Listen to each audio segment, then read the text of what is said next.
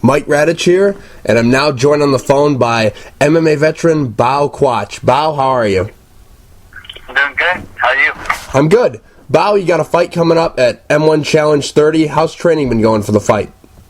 Training's going really good right now. I'm in good shape, and I've been training a lot of stand-up and a lot of wrestling, and I'm ready for this fight.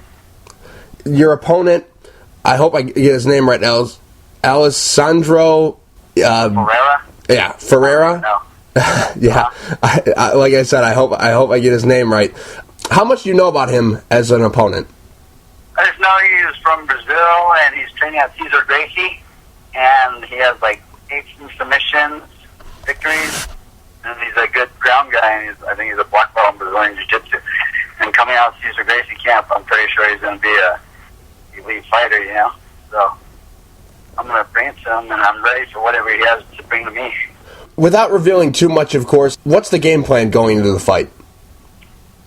I'm going to stand up with him. He's a Brazilian Jiu-Jitsu black belt. I'm also a Brazilian Jiu-Jitsu black belt also, but I don't want to fight him where his strengths are. And if I could get on top of him in the fight, I'll ground and pound him and grind him out. I'll pass his guard. I'll put hands on him too, you know? So it doesn't matter if he wants to go to the ground, I can defend his takedowns. And if he wants to stay standing, I'll stay standing. You haven't fought since September of 2010. Why such a long layoff? Is it injuries? You just couldn't get a fight? What went on?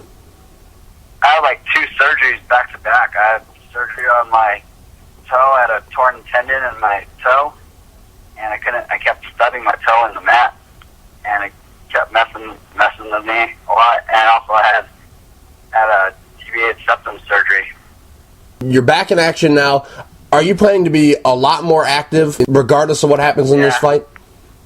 I left my old team. I left Team Oyama, and I started my own team, Rounders MMA.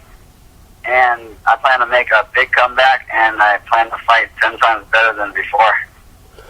Why the change in training? I just need something different. I needed my own camp surrounded on me. I need more focus on me. And before I was at the other team, I just felt like I didn't get the attention I needed to be able to do as good as I wanted to in the fight game. Is this a one-fight deal with M1, or is it multiple? It's just a one-fight deal. And, I mean, you fought everywhere. Bellator, Strikeforce, Elite XC, WEC, just go down the list of places you fought. Is the eventual goal to make it to the UFC, or are you not even worried about that? No, I definitely want to make the jump to the UFC, and I know I have to win all my fights. I have to start finishing my fights, and that's what I plan to do in 2012, and I'm going to come strong with it. How do you feel you match up with some of the guys that are already in the UFC featherweight division? I think I would match up really good against them, and I'd like to go in there and put my skills to the test.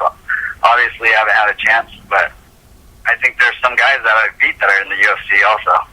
Yeah, I went against Hatsuyoki. I went to a draw with him in Japan, and I felt I won that fight. He's fighting in the UFC. Cole Scavito fought in the UFC. And I fought Jeff Curran. He fought in the UFC. There's a lot of guys I fought there in the UFC.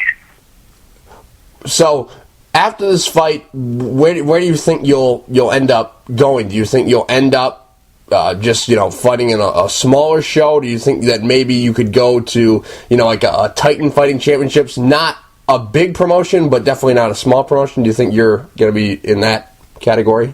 It just depends who contacts me. I want to fight in the bigger shows. I want to fight in televised shows and stuff, but I'm willing to grind it out and fight in smaller shows and work my way to the top. Is what I have to do.